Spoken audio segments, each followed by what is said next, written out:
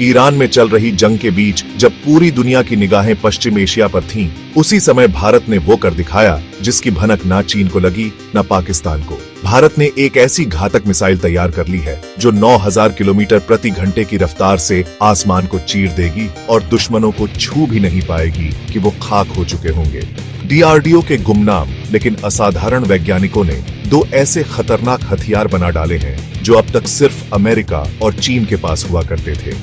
भारत अब second strike की सबसे भरोसेमंद ताकत बनने की ओर बढ़ रहा है और ब्रह्मोस मिसाइल जल्द ही पुराने जमाने की बात हो जाएगी। रूस और यूक्रेन का संघर्ष हो या मिडिल ईस्ट की जंग, आज की दुनिया में ताकत का संतुलन हर रोज बदल रहा है।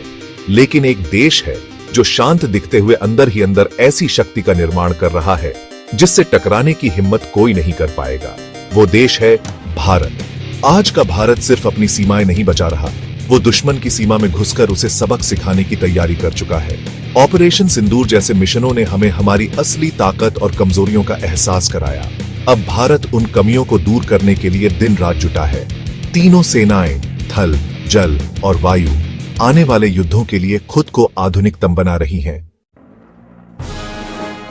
आसमान में राफेल और भविष्य का एमका जहां वायुसेना की रीढ़ बन रहे हैं, वहीं जमीन पर अग्नि 5 जैसी मिसाइलें दुश्मनों के दिलों में दहशत भर रही हैं। लेकिन असली मोर्चा तो समंदर में खुला है। हिंद महासागर में भारत की ताकत अब नई ऊंचाइयों पर है।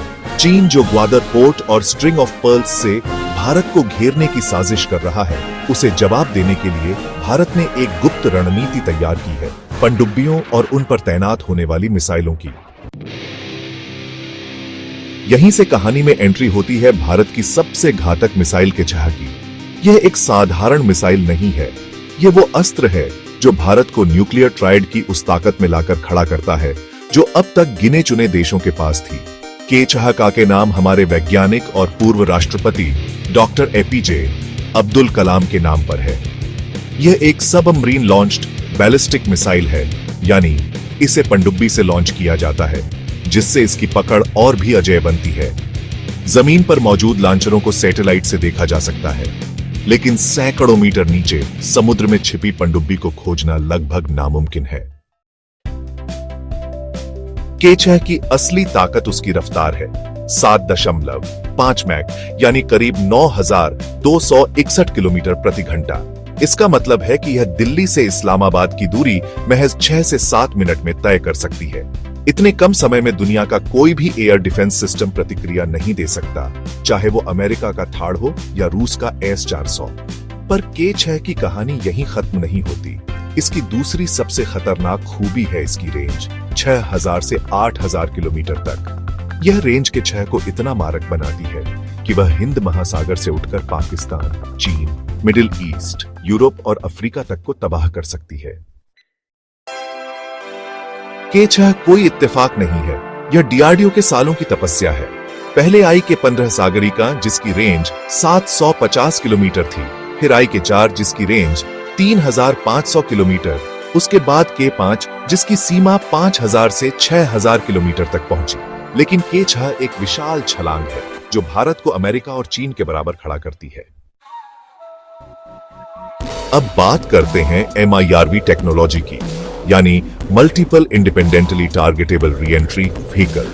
अगर एक सामान्य मिसाइल एक बस की तरह है जो एक ही यात्री को एक ही जगह पहुंचाती है, तो MIRV तकनीक वाली मिसाइल एक ऐसी सुपर बस है जिसमें कई यात्री यानी कई वॉरहेड होते हैं और सभी अपने अपने अलग टारगेट की तरफ जाते हैं। जब के-6 लॉन्च होती है तो यह वायुमंडल से बाहर जाती है और फिर जब यह दोबारा अंदर आती है तो इसका ऊपरी हिस्सा खुल जाता है और उससे कई छोटे छोटे वॉरहेड्स अलग अलग दिशाओं में हाइपरसोनिक रफ्तार से दुश्मन की ओर बढ़ते हैं। यह लगभग नामुमकिन है कि कोई भी एयर डिफेंस सिस्टम इन सभी वॉरहेड्स को रोक पाए। MIRV तकनीक ने अग्नि 5 को भी घातक बनाया था और अब जब यही तकनीक के-6 में जोड़ी जाएगी तो भारत की सैन्य शक्ति कई गुना बढ़ जाएगी। पर किसी शक्तिशाली हथियार के लिए एक शक्तिशाली मंच चाहिए और वो है S-5 SSBN पनडुब्बी।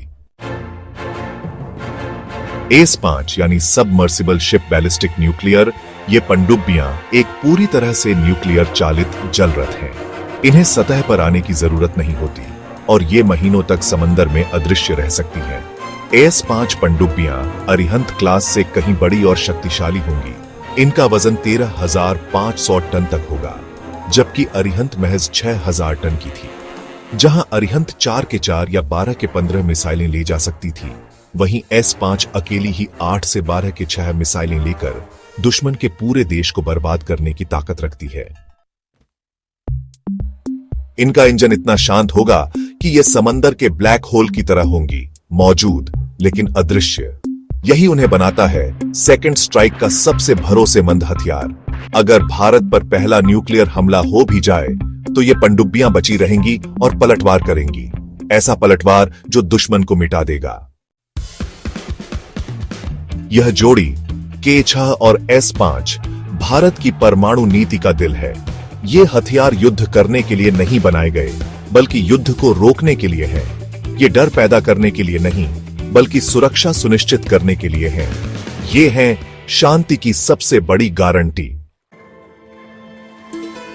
S-5 पनडुब्बियां विशाखापत्तनम में बन रही हैं, भारत में, भारतीयों द्वारा। जब कोई देश 13,500 टन की न्यूक्लियर पनडुब्बी और 8,000 किलोमीटर रेंज की मिसाइल खुद बनाता है, तो वो पूरी दुनिया को कहता है, अब हम आत्मनिर्भर हैं, अब हमें किसी की जरूरत नहीं। K6 और S-5 की जोड़ी अब चीन और पाकिस्तान की हर हरकत पर ब्रेक लगाने वाली है। हिंद महासागर में जो चीन दादागिरी दिखाना चाहता है, अब वो भारत की साइलेंट हंटर्स से कांपेगा। और पाकिस्तान, जिसे अब हर हरकत से पहले 1000 बार सोचना होगा, क्योंकि भारत अब जवाब नहीं, परिणाम देगा। अपनी राय नीचे कमेंट में जरूर बताएं। वीडियो को लाइक, सब्सक्राइब और अपने दोस्तों तक जरूर शेयर करें। जय हिंद, वंदे मातरम।